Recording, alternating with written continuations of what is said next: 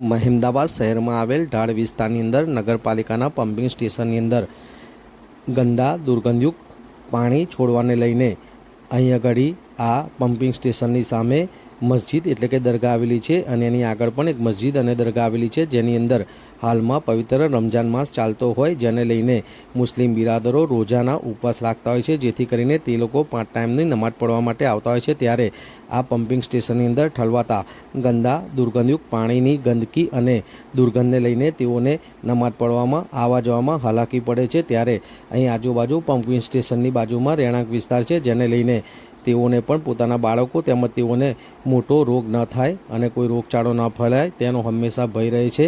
ત્યારે અમદાવાદના તેઓના જણાવ્યા મુજબ વિવેકભાઈ મામણ તેઓએ મહેમદાવાદ નગરપાલિકામાંથી કોન્ટ્રાક્ટ અને પરમિશન લીધેલ છે। તેઓ દ્વારા મહેમદાવાદ શહેરની બાજુમાં આવેલ એનએલટી કંપનીની અંદર જે ખારકુઓ ખોદવામાં આવે છે તેની અંદર મળમૂત્રવાળા ગંદા દુર્ગંધયુક્ત પાણી તે ટેન્કરમાં ભરીને તેઓ દ્વારા દ્રશ્યમાં જોઈ શકો છો તે આ પમ્પિંગ સ્ટેશનની અંદર છોડવાને લઈને અહીંના રહેણાંક વિસ્તારના લોકોને અને મુસ્લિમ બિરાદરોને ભારે હાલાકીનો સામનો કરવો પડે છે, જેને લઈને 31 માર્ચ 2024 રવિવારના રોજ બપોરે 12 વાગે લોકો મોટી સંખ્યામાં એકત્રિત થઈ ગયા હતા અને આનો વિરોધ દર્શાવ્યો હતો અને તેઓ દ્વારા જણાવવામાં આવ્યું હતું કે આવનાર સમયની અંદર જો આની કોઈ નિરાકરણ લાવવામાં નહીં આવે તો તેઓ દ્વારા લેખિત રજૂઆત કરવામાં આવશે અને છતાં પણ કોઈ નિરાકરણ નહીં આવે તો ઉગ્ર આંદોલન પણ કરવામાં આવશે। હવે જોવાનું રહ્યું કે તંત્ર દ્વારા આનું કોઈ નિરાકરણ લાવવામાં આવે છે કે કેમ, આ પાણીના ગંદા દુર્ગંધયુક્ત ટેન્કરો આવતા બંધ થાય છે કે કેમ। શું નામ છે તમારું? મારું નામ જાવેદ મિયા સિકંદર મિયા ખોખર। શું પ્રશ્ન બન્યો છે?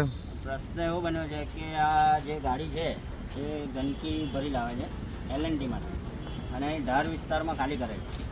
ધાર વિસ્તારની આજુબાજુ જે બધા રહે છે, જે કે નાના છોકરાઓ છે, આ છે બીમારીનો સ્વરૂપ થાય અને બીજું કે બાજુમાં આવેલી મુરા સૈયદ દરગાહ છે મસ્જિદ, એ મસ્જિદની અંદર અત્યારે અમારો પાક રમજાન મહિનો ચાલે છે, તે છતાં 5 ટાઈમની નમાઝ ત્યાં આગળ અદા કરે છે લોકો અને વારંવાર આ પ્રશ્ન બને છે। અત્યારે ગંદકી બહુ કરે છે આ લોકો। કંઈ પણ અમે કાર્યવાહી 2-3 વખત લેખિતમાં આવ્યું છે કે ઉઠાવ્યો છે મુદ્દો, રજૂઆતો કરીએ છીએ, પણ આનું કોઈ પણ નિરાકરણ લાવતા નથી। કેટલી આવી ગાડીઓ દિવસ દરમિયાન અને રાત દરમિયાન ખાલી થતી હશે? દિવસ દરમિયાન લગભગ 3 થી 4 ગાડીઓ ખાલી થાય છે રોજ, 3 થી 4 રોજ ખાલી થાય છે ગાડીઓ। અને કે તમે કોઈને રજૂઆત કરી? અમે આ રીતે રજૂઆત કરી છે પણ કોઈ પ્રશાસન અમારું સાંભળતું જ નથી।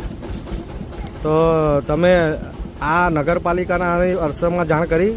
નગરપાલિકામાં જાણ કરેલી છે આ રીતે, પણ એ લોકો કોઈ અમારું સાંભળતા જ નથી અને વારંવાર રજૂઆતો લોકો આજુબાજુ રહેનારા એમને કરે છે અને બીજું કે મસ્જિદમાં આવતા નમાઝ પઢનારા લોકો એમને કરે છે કે ભાઈ આ રીતનું છે, બહુ સ્મેલ મારે છે, એમ નકરી ગંદકી જ બદલાવે છે। એટલે આ ગંદકીની અંદર શું હોય છે આમાંની અંદર? હવે એ તો ટોયલેટનું બધું હોય છે ત્યાં એલએનટીમાંથી। અને કઈ જગ્યાએ કયા વિસ્તારમાં ખાલી થાય છે? અહીં ધાર વિસ્તારમાં આપણે જે સરકારી